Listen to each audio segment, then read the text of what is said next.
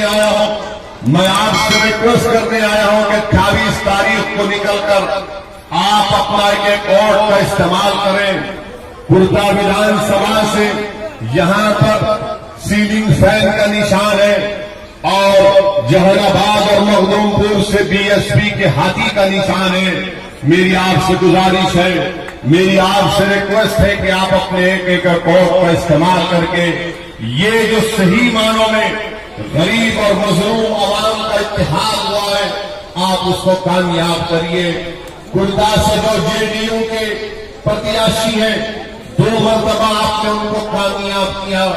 नीतीश कुमार बड़ी बुलंदबान बातें करते हैं कि मैं करप्शन को बर्दाश्त नहीं करता, मैंने करप्शन को खत्म करने के लिए नरेंद्र मोदी के गोद में जाकर बैठ गया।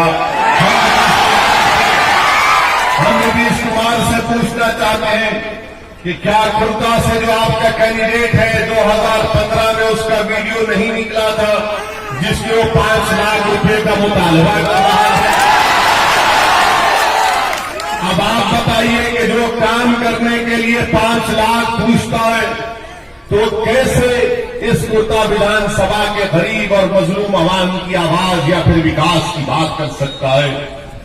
एक और वीडियो निकला जिसमें यहां की गरीब जनता ने उनसे कहा कि हमारा काम करवा दीजिए, तो उसने कहा कि काम होगा जब तुम मुझसे आकर मुलाकात करोगे। मैं आपसे वादा कर रहा हूं कि पप्पू वर्मा को आप कामयाब करिए। आप इस कुर्ता विधानसभा के किसी रोड पर, किसी गांव में आप इनको रोककर, इनको बुलाकर, इनका कान पकड़कर पूछ सकते हैं कि बताओ मेरा काम कब होगा और कैसे होगा।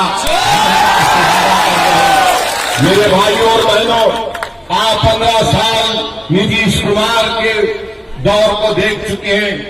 आज बिहार बहुत पिछड़ा हो चुका है। आज बड़ी बड़ी बातें नरेंद्र मोदी और नीतीश कुमार करते हैं बिहार के ताल्लुक से। एक तरफ आरजेडी कहती है कि हम 10 लाख नौकरियां दे देंगे, तो नरेंद्र मोदी ने कहा तुमने 10 लाख कहा तो 19 लाख कहेंगे। ये कोई मजाक हो रहा है बिहार की गरीब जनता के साथ कि कोई 10 लाख तो कोई 19 लाख।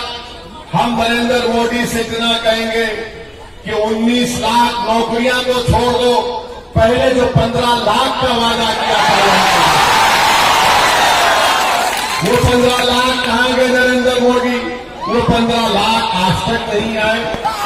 2014 में नरेंद्र मोदी ने कहा था कि मैं हर साल पूरे देश में 1.5 करोड़ नौकरियां दूंगा, मगर मोदी प्रधानमंत्री बन गए और उसके बाद ना 15 लाख आए, ना 1.5 करोड़ नौकरियां आई, बल्कि नोटबंदी के नाम पर गरीबों को खत्म करने की कोशिश की गई। नीतीश कुमार नरेंद्र मोदी के गोद में जाकर बैठ गए। नरेंद्र मोदी ने कहा था कि मैं बिहार को 1 लाख करोड़ का पैकेज दूंगा। बीजेपी वालों ये बता दो, वो 1 लाख करोड़ के पैकेज में कितने पैसे आपने बिहार की जनता के हवाले किए? कुछ नहीं किया। आपको जानकर बेहद अफसोस होगा कि हमारे नौजवान एक बड़ी तादाद में हैं, वो मेरी बात से मुत्तफिक होंगे, वो मेरी बात से एग्री करेंगे कि बिहार में डिग्री का कोर्स पूरे देश में 3 साल का होता है, तो नीतीश कुमार मुख्यमंत्री हैं तो यहां पर 5 साल में डिग्री का कोर्स होता है। बीजेपी कहती है कि कोरोना का वैक्सीन हम बिहार की जनता को फ्री में दे देंगे। हम नीतीश कुमार से ये पूछना चाहते हैं, क्या ये बात सच नहीं है कि पूरे भारत देश में अगर एक डॉक्टर सबसे ज्यादा पेशेंट या मरीज को देखता है तो वो स्टेट बिहार प्रदेश है, जहां पर एक डॉक्टर 28,000 पेशेंट को देखता है। आप बताइए कौन सा विकास करेंगे नीतीश कुमार? कौन सा विकास नरेंद्र मोदी करेंगे? उत्तर प्रदेश के चीफ मिनिस्टर बिहार को आते हैं, बजाय इन बातों के ऊपर बात करते, ये बताते कि बिहार में खुद नरेंद्र मोदी की सरकार दिल्ली की कहती है कि पूरे देश में अगर 15 ऐसे डिस्ट्रिक्ट हैं जहां पर कारखाने नहीं बने। 25 में से 15 डिस्ट्रिक्ट बिहार के। बताइए आप यहां पर कौन सा विकास किए? आपने इनको वोट दिया, बड़ी उम्मीदों के साथ आपने वोट दिया। आपने घंटों लाइन में खड़े होकर अपने बच्चों को गोद में लेकर हमारी मां और बहनों ने, हमारे बुजुर्ग धूप में तकलीफ बर्दाश्त करके अपने वोट का इस्तेमाल किया, मगर वोट तो उनको मिला, मगर जनता को कुछ नहीं उन्होंने दिया। इसीलिए हम आपसे अपील करने आए हैं कि यहां से आप कुशवाहा साहब के उम्मीदवार और बीएसपी के दोनों कैंडिडेट प्रत्याशी को कामयाब करिए। जब ये जीत कर जाएंगे, जब ये जीत कर पटना को जाएंगे, तो पटना में जिस किसी की सरकार होगी, और हमको यकीन है कि बिहार की जनता अब की बार कुशवाहा साहब को अपना मुख्यमंत्री बनाएंगे।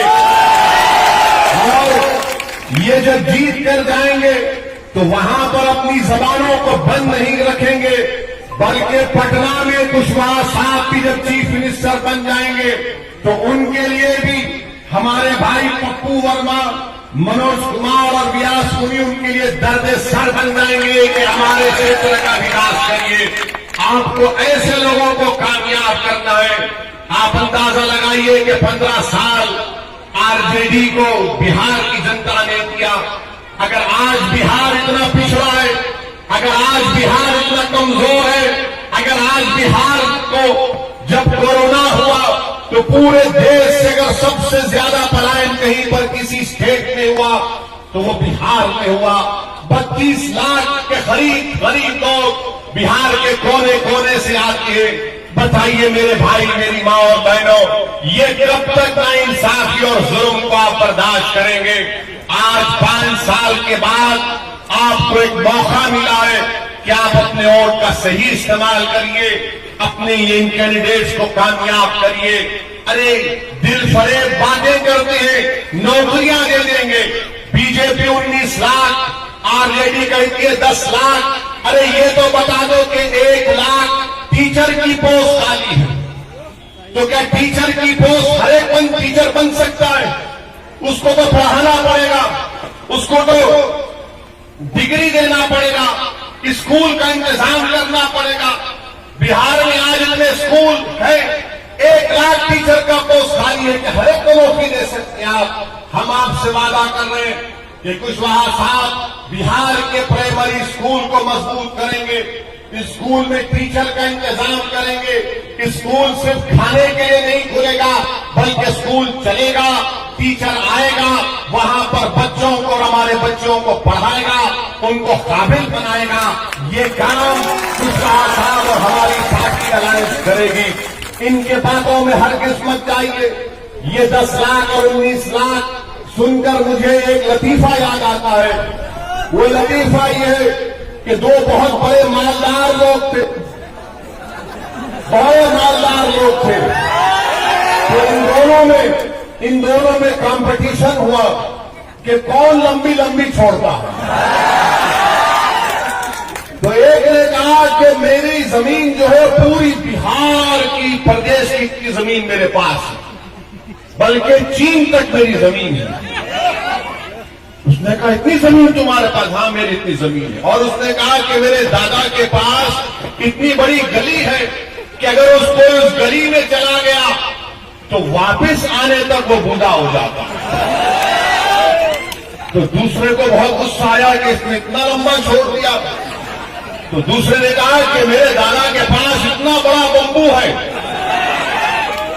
कि जब मेरी दादी का दिल नहीं लगता तो चांद को हिलाते रहती है, चांद को हिलाते। उसने पूछा वो क्यों? उसने कहा कि अगर नेपाल में चांद नजर आ गया तो दादी ये कहती है कि बिहार में भी चांद को लाते बंबू से। तो दूसरे ने पूछा कि बताओ तुम बंबू कहां रखते? ये क्या बात है बताइए? आप गरीब जनता के जज्बात से खेलना। 15 साल आपको मिले, उसका रिकॉर्ड पेश करिए। 15 साल आपको मिले, उसका रिकॉर्ड पेश करिए। इनके पास दिखाने को कुछ नहीं है, सिर्फ हथेली में जन्नत दिखा रहे हैं। हम आपसे कह रहे हैं कि जमीन पर अब काम करने का मौका कुशवाहा साहब की पार्टी को, बीएसपी को दीजिए और हम इंशाअल्लाह ताला उन तमाम कामों को पूरा करेंगे। नरेंद्र मोदी तो सिर्फ दिल फरेब बातें करती है, वादे करके चले जाती है। क्या कहा था नरेंद्र मोदी ने कि मुझे 18 दिन या 21 दिन दीजिए, मैं कोरोना खत्म कर दूंगा। कोरोना आज भी बिहार में है, पूरे देश में है।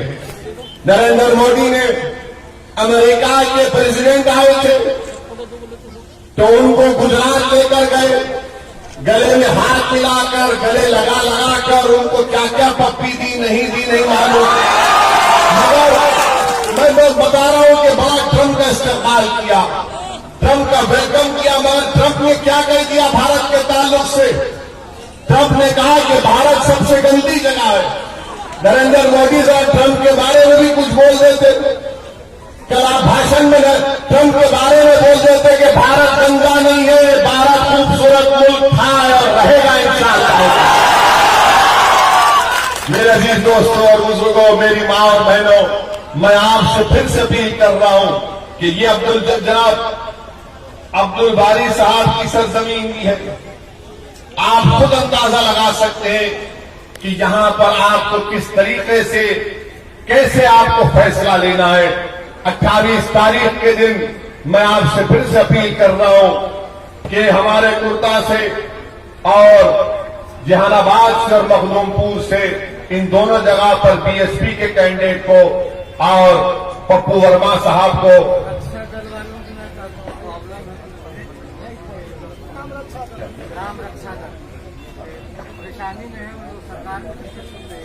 अभी बदल साहब बता रहे हैं कि ग्राम रक्षा दल का भी प्रॉब्लम है। ये अहम प्रॉब्लम है, इसको इंशाअल्लाह ताला हम आपसे वादा कर रहे हैं कि इन तमाम जो आपके मसाइल है, तकालीफ है, इसको हम दूर करने का काम कर रहे हैं, करेंगे। 15 साल आपने इनका साथ किया, अब दोबारा अपने वोट को जाय होने से बचाइए। आप यहां पर जो अलायंस किया गया है उसका साथ दीजिए, अपना आशीर्वाद दीजिए, अपनी मोहब्बतों से नवाजिए। शुक्रिया बहुत बहुत, थैंक यू।